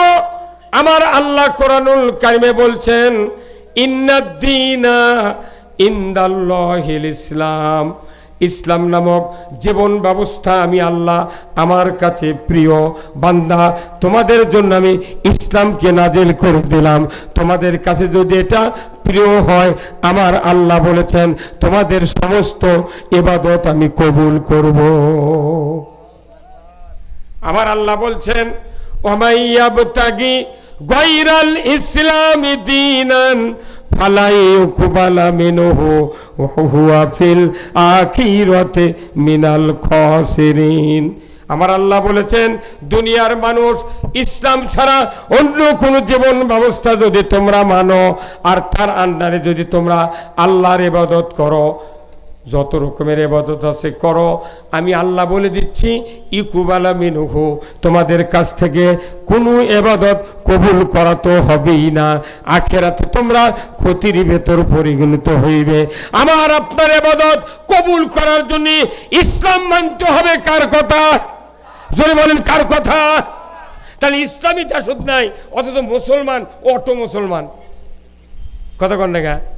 আচ্ছা, কোন ডাক্তারি না পড়লেও ডাক্তার হবে? সাধারণ মানুষ টেলিস্কোপ গলাতলে যদি একটা ডাক্তারি ব্যাগ লে গায়ে গায়ে ঘরে, তাহলে অক্কি কবি যে ডাক্তার সাহেব আসেন, কবি ডিগ্রি অর্জন করতে হবে চিকিৎসার উপর, আইন পড়তে হবে তবে উকিল, ফেঁকা পড়তে হবে তবে মুফতি। আমার বাংলাদেশে নামাজ নাই, কিচ্ছু নাই, অথচ মুহাম্মদ লেখলি পাক্কা মুসলমান। লাভটা কি? Islam is the complete code of life. মানবতার জন্য ব্যক্তি, পরিবার, সমাজ, রাষ্ট্র, অফিস, আদালত, কোর্ট কাছারি, অর্থনীতি, সমাজনীতি, রাজনীতি, জীবনের সকল ক্ষেত্রে যে বিধিবিধান আল্লাহ কোরআনে নাজিল করেছেন তার নাম হলো ইসলাম, তার নাম হলো জীবন ব্যবস্থা। তো এই জীবন ব্যবস্থা কোরআনে আছে, কিন্তু আমরা সেই জীবন ব্যবস্থা দেখতে পেলাম না, কায়েমও করতে পারলাম না, শুধু বক্তৃতা শুনে যাচ্ছি। ভাই আমি অনুরোধ করছি, এদেশে যদি মসজিদগুলিতে ইসলাম বুঝানো হতো, মসজিদগুলিতে যদি আল্লাহর আইন বুঝানো হতো, আমার দেশে মসজিদ থেকে সবচেয়ে পাক্কা ইমানদার তৈরি হতো, কথা ঠিক কিনা? কিন্তু মসজিদগুলিতে আমরা কথা বলতে পারি না, কিছু কিছু নেতৃস্থানীয় লোকের জন্য, কোনো কোনো মোতাল্লির জন্য। মোতাল্লি কোরআনের কথা কবারই দেয় না, ইমাম যদি সঠিক কথা কবার লাগে মোতাল্লির সামনে থেকে গলা খাকার দেয়। ইমাম যখন ওই দিক তাকায় তখন ওই মোতাল্লি চোখ দিয়ে কয়, কি করছো? কন্যা অত সহজ নয়। আল্লাহর নবীর সাথে যে সাহাবীরা ছিলেন, যারা ঈমান এনেছেন, সব আল্লাহর পক্ষের লোক। আর আমরা ঈমান আনার পর 1200 পক্ষে চলিচ্ছি, লাভ হবে না। আসুন না, এই জন্য আমি আপনাদেরকে বলতে চাই, এই পৃথিবীতে আল্লাহ আমাদেরকে পাঠিয়ে দিয়েছেন, আমাদেরকে আল্লাহর হুকুম মানতে হবে।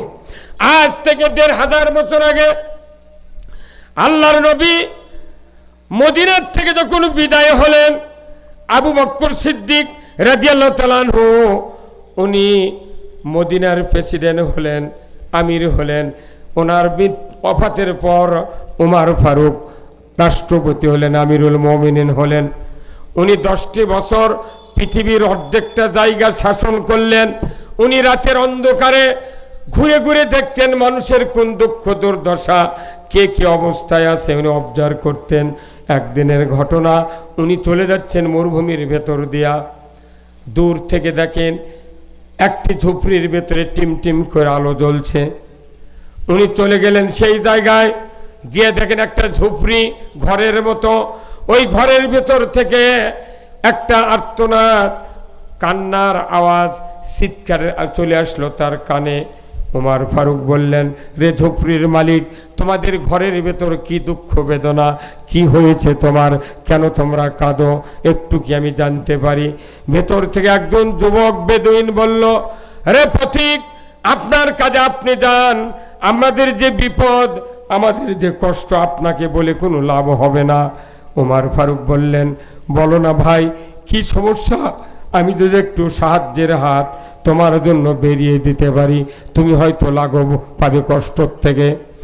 এইবার বেদুইন যুবক বলল, ও পথিক, আমার একজন স্ত্রী এখানে আছেন, গর্ভবতী স্ত্রী, সদ্য প্রসব বেদনা উঠেছে, তাকে সন্তান প্রসবের কাজে সাহায্য করার কোনো মহিলা নাই। আমার স্ত্রী ব্যথার কারণে, যন্ত্রণার কারণে কাঁদে, আমিও তার উপকার করতে পারি না। তার কান্নার সাথে আমার কান্না এক করে, আমিও কাঁদি, সেও কাঁদে, এই তো আমার ঘরের খবর। উমর ফারুক সাথে সাথে শুনলেন, দৌড়ে চলে গেলেন তার বাড়িতে। বাড়িতে গিয়ে বললেন, ওগো আব্দুর রহমানের মা, তাড়াতাড়ি করে ঘুম থেকে ওঠো। স্ত্রী বললেন, আমিরুল মুমিনিন উমর, কি জন্য আমি এত তাড়াহুড়ো করে উঠবে বলুন না? বলে, আমার স্ত্রী, আল্লাহ তোমাকে জান্নাত বিক্রয় দিবে, যদি তুমি জান্নাত কিনতে চাও আমার সাথে রাস্তা ধরো। সেই মরুভূমির প্রান্তরে একটা ঝুপড়ির ভেতরে অসহায় একজন মানুষের প্রসব বেদনা উঠেছে, সন্তান ডেলিভারি করার কেউ সহযোগিতার মানুষ নাই। তুমি যদি ওই সন্তান ডেলিভারি করে দিয়ে আসতে পারো, আমি উমর বলছি, আল্লাহ তাআলা তোমাকে জান্নাত বিক্রয় দিয়ে দিবে। উমর ফারুকের কথা শুনে ওনার স্ত্রী বললেন, তাহলে কি করতে হবে? বলে, ওঠো আমার সাথে চলো। উমর ফারুক বললেন, পানের স্ত্রী, নতুন পুরাতন শুকনা কিছু কাপড় চোপড় নাও, আর আমি বাইতুল মাল থেকে গমের আটা, জবের আটা, জয়তুনের তেল, পেঁয়াজ, রসুন, আদা, কিছু খাদ্য খোরাক নিয়ে চলো না যায়। স্ত্রীকে নিয়ে উমর ফারুক মরুভূমির প্রান্তর দিয়ে সামনে অগ্রসর হতে যাচ্ছেন। মাঝ পথে গিয়া আমিরুল মুমিনিন বললেন, পানের স্ত্রী, আমরা তো যাচ্ছি সেই প্রসবের কাজে সহযোগিতা করার জন্য, তোমার কাছে আমার একটা সাবধান বাণী, তুমি যাবে, কিন্তু আমি যে আমিরুল মুমিনিন, তুমি যে আমার স্ত্রী, খবরদার পরিচয় দেবা না। পরিচয় দিবা না, এই বলে চলে যাচ্ছেন।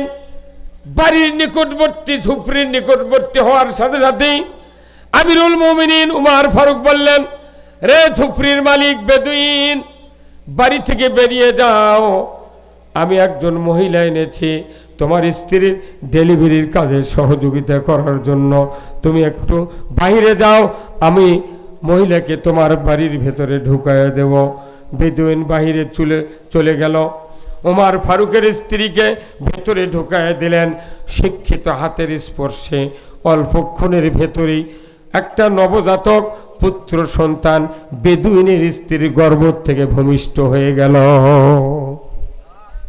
ওমর ফারুক অদূরে গিয়া খেজুর গাছের নিচে দাঁড়িয়ে আছেন। অন্ধকার, আলো নাই, শুধু তারকার আলো। অন্ধকারের ভেতরে দাঁড়িয়ে আছেন। বেদুইন দূরে আছে। ওনার স্ত্রীর হাতের স্পর্শে যখন সন্তান ডেলিভারি হয়ে গেল, ওনার স্ত্রী সন্তানের চেহারা দেখে আশ্চর্য হয়ে গেল। উনি আবেগ ভরে ওই সাবধান বাণী ভুলে গিয়ে বললেন, ওগো বেদুইন, খলিফাকে সংবাদ দাও, তোমার স্ত্রীর গর্ভ থেকে একটা পুত্র সন্তান জন্ম নিয়েছে। সন্তানের কথা শুনি উনি চিন্তা করার সুযোগ পেলেন না, কিন্তু উনি যখন আর কানে যখন পড়ে গেল, খলিফাকে সংবাদ দাও, তখন তার কলিজার ভেতরে থরথর করে কম্পন শুরু হয়ে গেছে। আল্লাহু আকবার। খলিফা, বাংলাদেশের খলিফা কারা? যার কেসিপিতে দিয়ে কাপড় কাটে, কতক্ষণ টাকা। আর সৌদি আরবের খলিফাকে আমিরুল মুমিনিন উমর ফারুক। যখন বলছে খলিফাকে সংবাদ দাও, তখন ইহুদি বুঝতে পেরেছে, হাই সর্বনাশ, খলিফা মানে এরা তো উমর ইবনুল খাত্তাব, তাই তো এই দেশের খলিফা। সর্বনাশ। উনি তখন সন্তানের কাছে না যায় উনি ডাকতেছেন, আমিরুল মুমিনিন, খলিফা কোথায় আপনি? দূর থেকে উমর ইবনুল খাত্তাব বললেন, ও বেদুইন, আমি এই খেজুর গাছের নিচে দাঁড়িয়ে আছি, অন্ধকার, দূর থেকে দেখা যায় না। আমিরুল মুমিনিন চুপ করে দাঁড়িয়ে আছেন। বেদুইন খুঁজতে খুঁজতে ওনার মুখের কাছে মুখ লাগায় দিয়ে দেখে বাস্তবিক উমর ফারুক। উমর ফারুক চেহারা দেখেই বেদুইনের 5-8টা পাঁচ দিক গেছে, পায়ের উপর লুটিয়ে পড়ে বলে, আমিরুল মুমিনিন, আমি ভুল করেছি, গভীর রাত্রিতে আপনাকে এই খবর দেওয়া, এই খবর দিয়ে আমি ভুল করেছি। ওগো আমিরুল মুমিনিন, আমার মতো ইহুদি যদি মরে যেতাম, আমার স্ত্রী যদি দুনিয়াতে বিদায় হয়ে যেত, আপনার কোনো ক্ষতি হতো না। গভীর রাত্রিতে আপনার স্ত্রীকে এনে এই কাজে সহযোগিতা করছেন, আমি ভুল করেছি, আমিরুল মুমিনিন, আমাকে আপনি মাফ করে দেন। মাপ চাই বেদুইন, পায়ের উপর লুটিয়ে পড়িয়ে। উমর ফারুক দুই হাত দিয়ে যুবককে বুকের সাথে জড়িয়ে ধরে বললেন, আল্লাহু আকবার। রে বেদুইন, তুমি আমার কাছে কেন ক্ষমা চাও? এটা তো আমার নবীর শিক্ষা, এটা আমার ইসলামের শিক্ষা। কোনো জাতি বলে হিংসা নাই, কোনো জাতি বলে কোনো বিবাদ নাই, এটা আমার ইসলামের শিক্ষা। তুমি যখন কষ্টে জর্জরিত হয়ে গেছো, এই কষ্ট শুরুর আগে আমি তোমাকে সহযোগিতা করতে পারি নাই, এই জন্য আমাকে যে অপরাধের শাস্তি গ্রহণ করতে হবে হাসরের ময়দানে। ওগো যুবক, ওগো বেদুইন, তুমি আমাকে মাফ করে দাও, সঠিক টাইমে আমি আসতে পারি নাই, এই জন্য আমি অপরাধী হয়েছি। সরকার উল্টো মাপ চাচ্ছে, আর সরকার হাজার হাজার মানুষ জেলত তুলে দেয়া তাও ফুর্তি করছে। এই কথা কন না গা, আয়না ঘর তুলিছে, জেলত দিচ্ছে, ফাটির দিচ্ছে, মনে হচ্ছে কি রে, ফুর্তির পর ফুর্তি। ও আবার মধ্যে মধ্যে করছে ওই যে কাফিলউদ্দিন সরকার, যে শেখ হাসিনা জান্নাতি, উইও কোনে হারাছে, এই কফিলউদ্দিনও কোনে হারাছে, উইও নাই, বাইতুল মুকাররমের ইমামও নাই, সব বলে গেছে। কথা কন না আপনারা? হ্যাঁ, সরকার ভুল চাচ্ছে, খালি প্রসব বেদনা উঠিছে বইয়ের, ওই বেদুইনের স্ত্রীর ওই সঠিক টাইমে যাবার পারেনি দেখে মাফ চাচ্ছে সরকার। আল্লাহু আকবার। আমার ভাইয়েরা, সরকার মাপ চাচ্ছে, তখন ওই সময় বেদুইন চিৎকার করে বললেন, আমিরুল মুমিনিন, বুঝতে পেরেছি ইসলাম কারে বলে, দিন কারে বলে, কোরআন কারে বলে। আমিরুল মুমিনিন, আমি যাব না পিতামাতার কাছে পরামর্শ নেওয়ার জন্য, যাব না ভাই ভাগ্যের কাছে পরামর্শ নেওয়ার জন্য, যাব না স্ত্রীর কাছে তার অবস্থা জানার জন্য। আমিরুল মুমিনিন, বুঝতে পেরেছি ইসলাম কারে বলে, হাতটা বেরিয়ে দেন, এখনই হাতে হাত দিয়ে আমি কালেমা পড়ে মুসলমান হয়ে যাব। আদর্শ থেকে মুসলমান হচ্ছে, সুবহানাল্লাহ। আর আমরা কোনো কল্যাণ পাচ্ছি না, রাষ্ট্র থেকে কোনো কল্যাণ পাচ্ছে না, তার কারণে মানুষকে ইসলাম বুঝান যাচ্ছে না। কি ভাই, ইসলামের জীবন ব্যবস্থা বুঝান যাচ্ছে না, খালি বক্তৃতা আছে, কোরআনত আছে, কাজত নাই। এই যে 1 মাস রোজা হলো, এই রোজার পর আমাদেরকে ইসলাম নিয়ে মানতে গেলে 4টা কর্মসূচি আমাদেরকে মানতে হবে। তার 1 নম্বর হলো কোরআন ভিত্তিক জীবন চালাতে হবে, ধরে বলুন ঠিক কিনা। 2 নম্বর, আপনাকে রসুলের আদর্শ ভিত্তিক জীবন গ্রহণ করতে হবে, রসুলের আদর্শ যা আমার জীবন তা হতে হবে। 3 নম্বর হলো আপনাকে আল্লাহর আইন অনুযায়ী বাইরে থেকে শুরু করে আপার লেভেল পর্যন্ত আল্লাহর আইন চালু থাকতে হবে।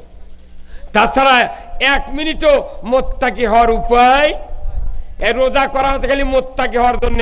আমার আল্লাহ কোরআনে বলছেন, এই মোত্তাকিরা যদি ফালা ফাতাহনা আলাইহিম বারাকাতুম মিনাস সামাই ওয়াল আরদ, যদি মোত্তাকিরা আল্লাহকে ভয় করার নিয়ম নীতি জমিনে চালু করতে পারে, আমি আল্লাহ তাদের বরকতের দরজা আসমান আর জমিনের সব খুলে দেব। যেরকম আল্লাহু আকবার।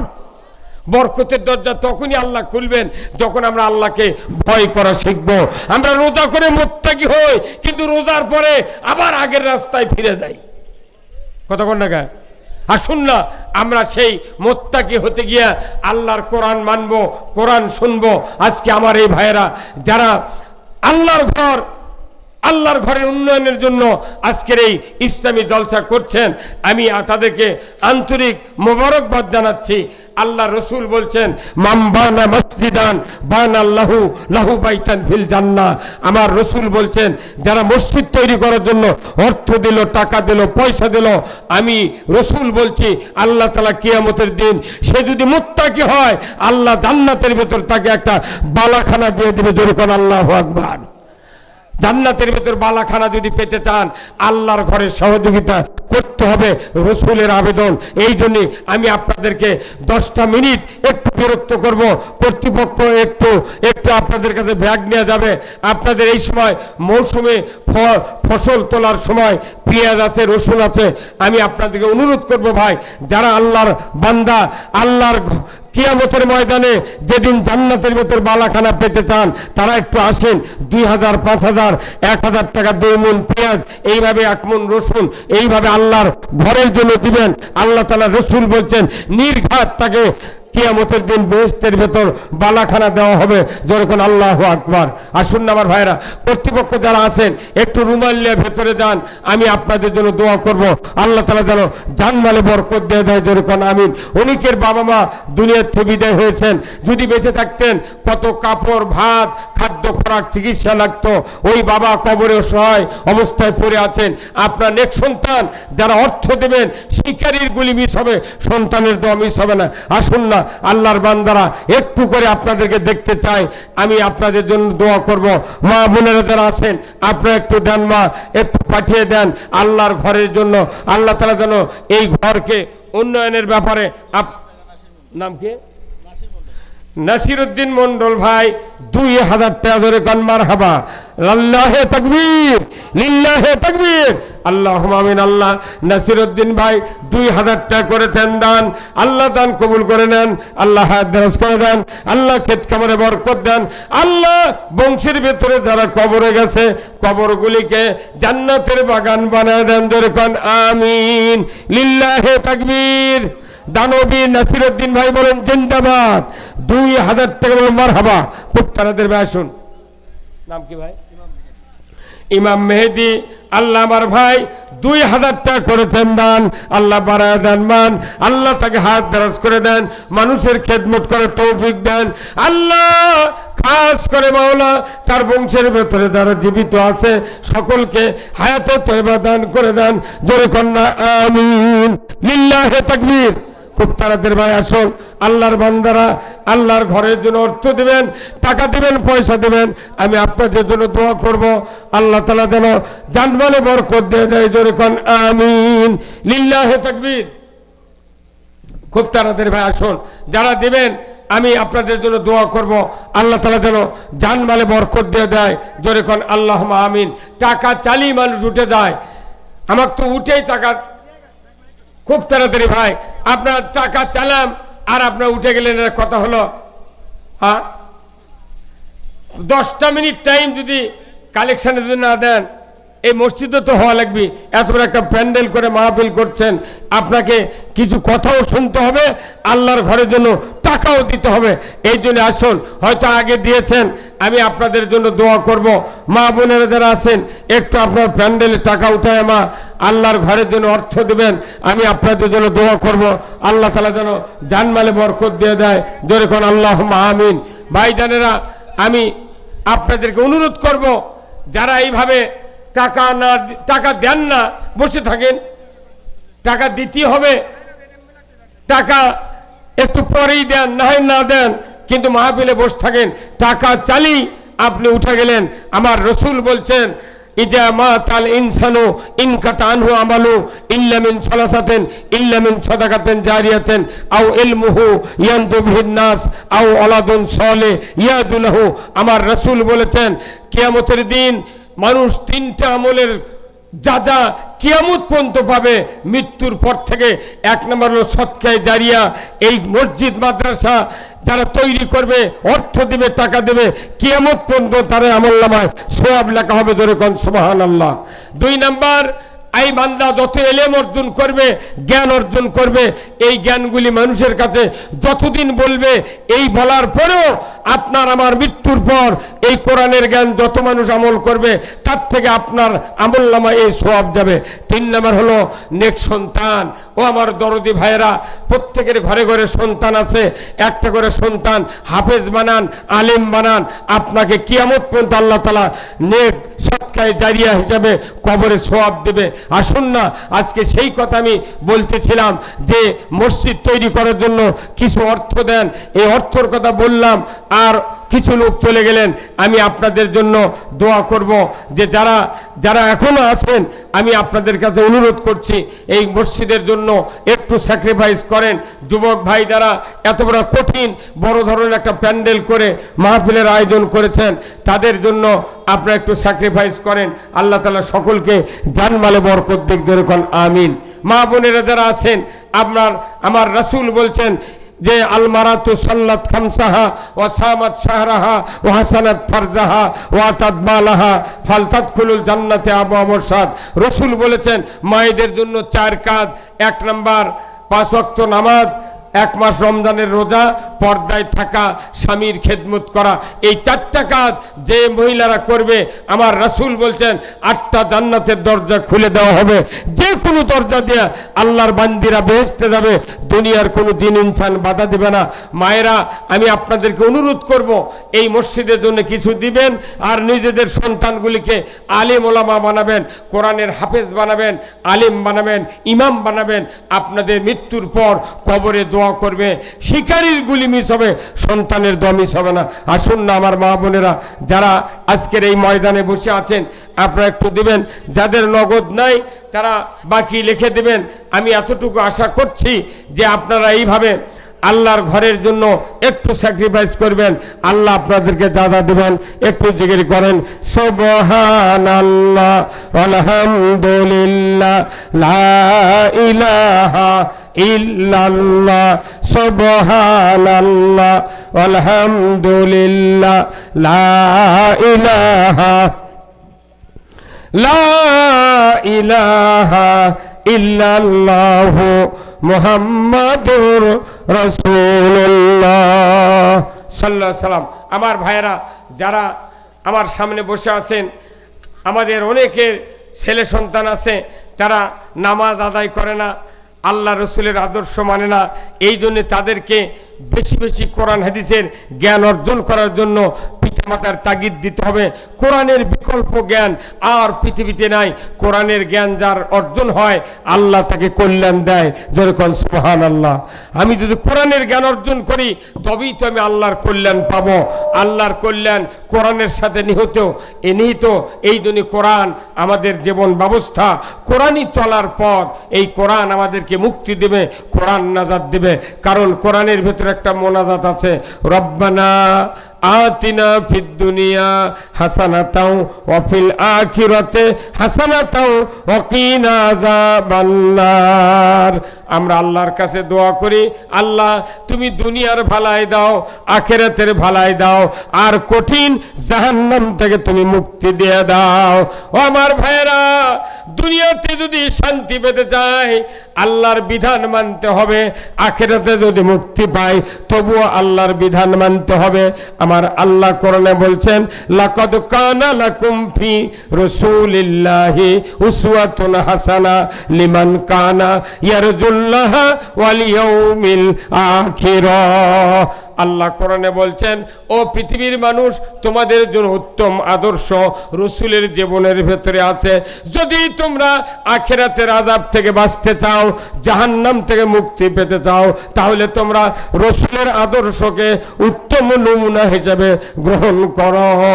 আল্লাহর নবীর আদর্শ ছাড়া পৃথিবীর জমিন থেকে বিদায়ের পর মুক্তির কোনো পথ নাই।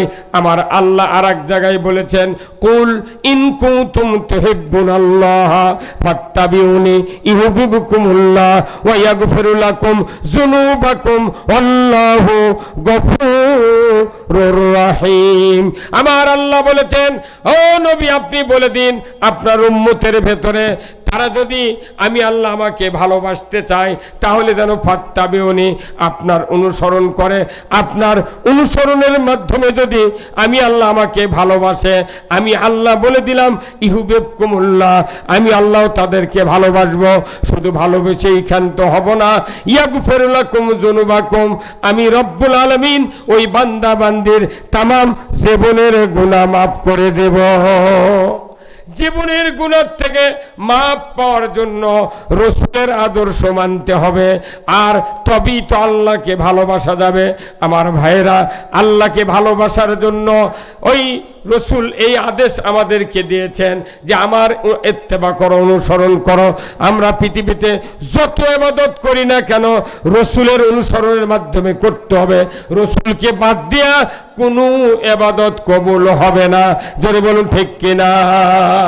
আসুন আমার ভাইয়েরা, আমি আপনাদেরকে বলতে চাই, আমি আপনাদেরকে এই জন্যই কথাগুলি বলতে চাচ্ছি, যে কথা শুনলে, যে কথা বললে আখিরাতে মুক্তি হবে, দুনিয়ায় শান্তি হবে।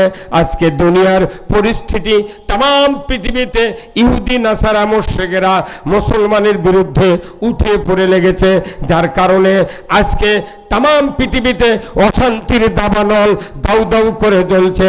এই দাবানল দাউ দাউ করে জ্বলা দাবানলকে যদি আমরা বন্ধ করতে চাই, কোরআনের বিধান মানার বিকল্প রাস্তা নাই। আমার আল্লাহ কোরআনুল কারীম সূরা আর রহমানে বলেছেন, ইয়া মাশারাল জিন্নি ওয়াল ইনস ইন ইসতাতাতুম আন তানফুযু মিন আকতারিস সামাওয়াতি ওয়াল আরদ ফানফুযু লা তানফুযুনা ইল্লা বিসুলতান ফাবি আইয়ালা রাব্বিকুমা তুকাজ্জিবান। আমার আল্লাহ বলেছেন, ও পৃথিবীর মানুষেরা, যদি তোমরা আমার বশ্যতা, আমার আনুগত্য স্বীকার না করো, আমি আল্লাহ বলে দিচ্ছি আমার রাজ্য থেকে বেরিয়ে যাও। বলুন তো, আল্লাহর রাজ্য থেকে বেরিয়ে যাওয়ার কোনো পথ কি আছে? যেরকম আছে কোনো পথ নাই। আপনাকে আমাকে আল্লাহর বশ্যতা স্বীকার করতে হবে। আসমান দিয়া এই মাঝখানে আমাদেরকে ঢাকনা দিয়ে ঢেকে রেখেছেন। মৃত্যু পর্যন্ত আল্লাহর আনুগত্য ছাড়া কাউর আনুগত্য করা যাবে না। এটা কার কথা? আল্লাহর কথা। এই জন্য আসুন আমরা ছেলেদেরকে, সন্তানদেরকে নামাজি বানাবো। আর এই নামাজি বানানোর জন্য পিতামাতার চেষ্টার সাথে সাথে রাষ্ট্র সুষ্ঠুভাবে যদি নামাজের চেষ্টা থাকতো, আমার দেশে এত নামাজের বক্তৃতা, এত সুদ হারামের বক্তৃতা, এত পর্দা ফরজের বক্তৃতা করা লাগতো না। আজকে চতুর্দিক থেকে আমরা এমন একটা বেদিগ্রস্ত হয়ে গেছি যে সব দিক থেকেই আমাদেরকে ইমানের উপর আঘাত পড়তেছে। এই জন্য আমরা ইমান নিয়ে পৃথিবীতে বাঁচা খুবই কষ্টকর হচ্ছে। আসুন আল্লাহ তাআলা আমাদের সকলকে দ্বীন, ইসলাম এবং কোরআন বোঝার তৌফিক দান করুক। বলুন আমিন, জোরে বলুন না আমিন। ভাইজানেরা, এখন যদি আর কেউ কিছু দেন আমি আপনাদের জন্য দোয়া করব, আর এই দোয়ার পরেই আমরা এই মাহফিলে শেষ মোনাজাত করে আমরা বিদায় হব। আমার ভাইয়েরা, আর যদি কেউ দেন তাহলে আসেন, আমি আপনাদের জন্য দোয়া করব। আল্লাহ তাআলা আমাদেরকে যেন এই আজীবন আল্লাহর আনুগত্যের ভেতর দিয়ে দুনিয়ায় বাঁচার তৌফিক দান করেন। বলুন আল্লাহুম্মা আমিন।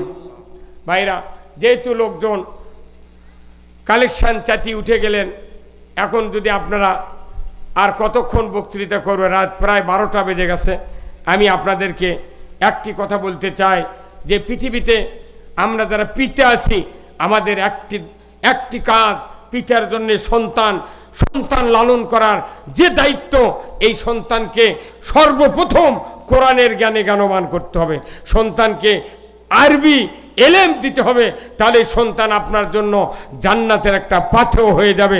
আমার রাসূল বলছেন যে ইয়া আইয়ুহাল্লাযিনা আমানু, হে দুনিয়ার ইমানদারেরা, লা তুলহিকুম আমওয়ালুকুম ওয়ালা আওলাদুকুম আন যিকরিল্লাহ, যেটা আল্লাহর বাণী রাসূলের মুখ দিয়ে আমাদের জন্য শুনিয়ে দেওয়া হয়েছে ইমানদারকে উদ্দেশ্য করে, যে দুনিয়ার ইমানদারেরা তোমাদের ধন সম্পদ, সন্তান সন্ততির মায়া মমতা যেন আল্লাহকে স্মরণ থেকে গাফেল না রাখে।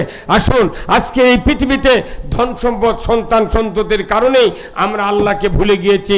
এই ভালো অবস্থায় যদি মারা যায়, আল্লাহ তাআলা আমাদের কি করবেন?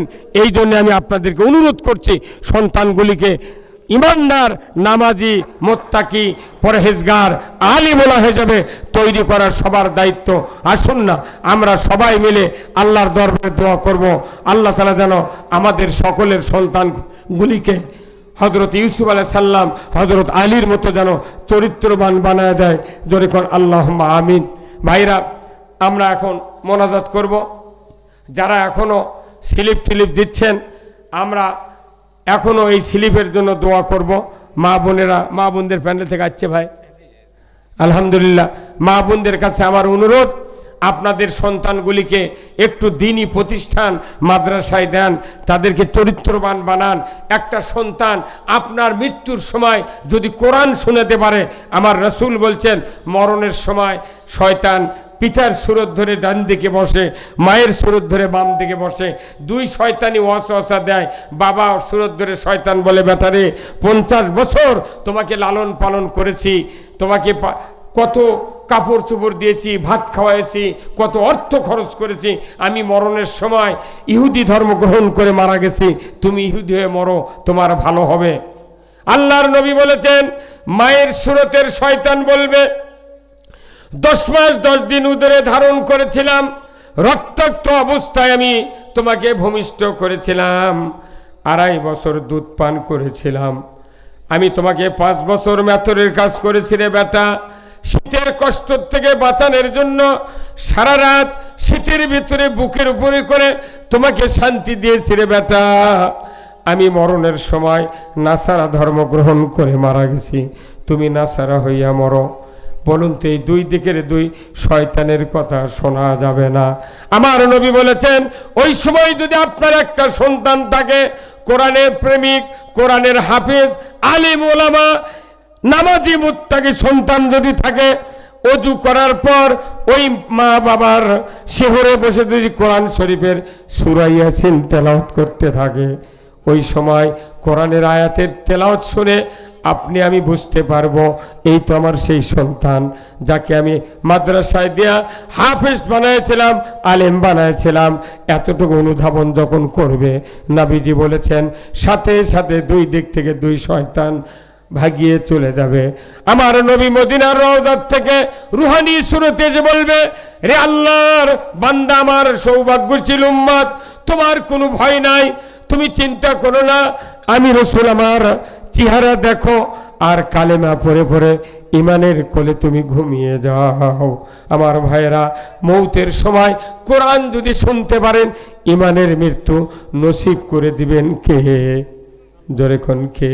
ভাইরা আমার, এই দিন ইমানের মৃত্যু যদি বরণ করতে চান তাহলে আপনাকে অবশ্যই একজন আলিমের বাবা হতে হবে, হাফেজের বাবা হতে হবে। এই সন্তান যখন আপনার সামনে কালাম পড়বে, সূরা ইয়াসিন পড়বে, নির্ঘাত রাসূল বলেছেন ইমানের মৃত্যু হবে। তাহলে এইরকম সন্তান বানানোর দরকার আছে না নাই? এইরকম সন্তান বানানোর দরকার আছে না নাই বলুন তো? এই সন্তান তৈরি করার জন্য আমাদের চেষ্টা করতে হবে। আসুন ভাইরা মায়েরা, আমি আপনাদেরকে অনুরোধ করব, একটা সন্তানকে মাদ্রাসায় দেন। কত সন্তান মানুষের হাই স্কুল কলেজে পড়ে কত সন্তান তৈরি করলেন, কিন্তু রসুল বলেছেন একটা আলেম যদি আপনার বংশে থাকে হাফেজ হয়ে, তাহলে ওই হাফেজ 10 জন মানুষকে সুপারিশ করে আল্লাহর জান্নাতে দিয়ে দেবে। আল্লাহর জান্নাতে যখন আপনাকে দিয়ে দিবেন তখন বুঝতে পারবেন এই হাফেজের কি দাম, আলিমের কি দাম। আসুন না আমার ভাইয়েরা, আজকের এই গোয়ালবাড়ি জামে মসজিদের উন্নয়ন কল্পে যে কোরআনের মাহফিল এনারা আয়োজন করেছিলেন, আল্লাহ তাআলা এই কোরআনের মাহফিলকে কিয়ামত পর্যন্ত আল্লাহ কায়েম রাখুন। জোরে কন্যা আমিন। লিল্লাহি তাকবীর। ভাই দোয়া করা হোক। আলহামদুলিল্লাহ। সভাপতি সাহেব কিছু করবেন নাকি? আস্তাগফিরুল্লাহাল্লাযী লা ইলাহা ইল্লা হুয়াল হাইয়ুল কাইয়্যুম ওয়া আতুবু ইলাইহি। আস্তাগফিরুল্লাহাল্লাযী লা ইলাহা ইল্লা হুয়াল হাইয়্যুল